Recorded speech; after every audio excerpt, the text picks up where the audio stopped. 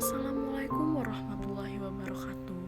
Saya Leli Fazriah dengan nomor NPM 202114500219.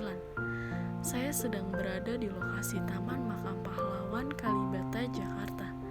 Maksud tujuan saya di sini untuk berziarah ke makam pahlawan Jenderal Ahmad Yani dan Kapten Pierre Tendean untuk memenuhi tugas mata kuliah filsafat ilmu.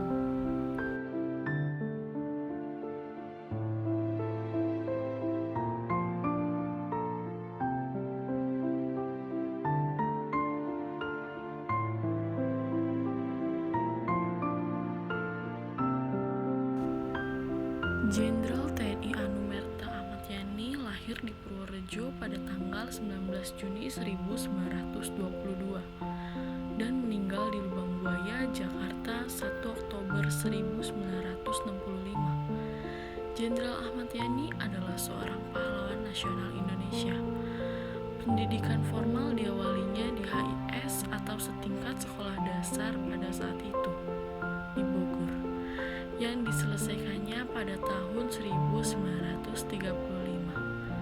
Kemudian ia melanjutkan sekolahnya ke Mulo atau setingkat sekolah menengah pertama kelas B AFD. Dari sana ia tamat pada tahun 1938. Selanjutnya ia masuk ke AMS atau setingkat sekolah menengah umum bagian B AFD di Jakarta. Sekolah ini dijalaninya hanya sampai kelas 2, sehubung dengan adanya milisi yang diumumkan oleh pemerintah Hindia Belanda. Ahmad Yani kemudian mengikuti pendidikan militer pada Dinas Topografi Militer di Malang dan secara lebih intensif di Bogor. Dari sana ia mengawalinya karir militernya dengan pangkat sersan. Kemudian setelah tahun 1942, yakni setelah pendudukan Jepang di Indonesia, ia juga mengikuti pendidikan Heiho di Magelang dan selanjutnya masuk Tentara Pembela Tanah Air atau PETA di Bogor. Berbagi prestasi pernah diraihnya pada masa Perang Kemerdekaan. Ahmad Yani berhasil menyita senjata Jepang di Magelang.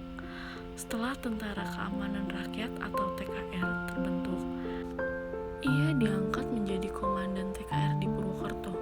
Ketika agresi militer pertama Belanda terjadi, pasukan Ahmad Yani yang beroperasi di daerah Pinggit berhasil menahan serangan Belanda di daerah tersebut. Maka saat agresi militer kedua Belanda terjadi, ia dipercayakan memegang jabatan sebagai Komandan Waikrese II yang meliputi daerah pertahanan. Setelah Indonesia mendapat pengakuan kedaulatan, ia diserahi tugas untuk melawan Darul Islam atau Tentara Islam Indonesia yang membuat kekacauan di daerah Jawa Tengah. Ketika itu dibentuk pasukan Banteng Riders yang diberi latihan khusus hingga pasukan Tentara Islam Indonesia berhasil dikalahkan.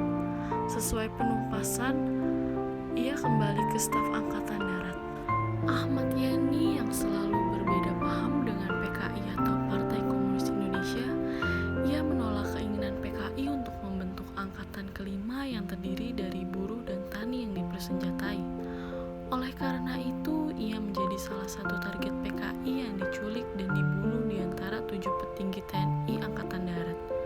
Melalui pemberontakan G30 SPKI atau Gerakan 30 September, Ahmad Yani ditembak di depan kamar tidurnya pada tanggal 1 Oktober 1965. Jenazahnya kemudian ditemukan di Lubang Buaya, Jakarta Timur dan dimakamkan secara layak di Taman Makam Pahlawan Kalibata. Ahmad Yani gugur sebagai pahlawan revolusi. Pangkat sebelumnya sebagai Letnan Jenderal dinaikkan 1 tingkat sebagai penghargaan menjadi Jenderal. Selanjutnya ada Kapten Anumerta Pierre Tendean, adalah seorang perwira militer Indonesia yang menjadi salah satu korban peristiwa G30 SPKI pada tahun 1965. Mengawali karir militer dengan menjadi intelijen dan kemudian ditunjuk sebagai Ajudan Jenderal Abdul Haris Nasution dengan pangkat Letnan 1. Ia dipromosikan menjadi Kapten Anumerta setelah kematiannya.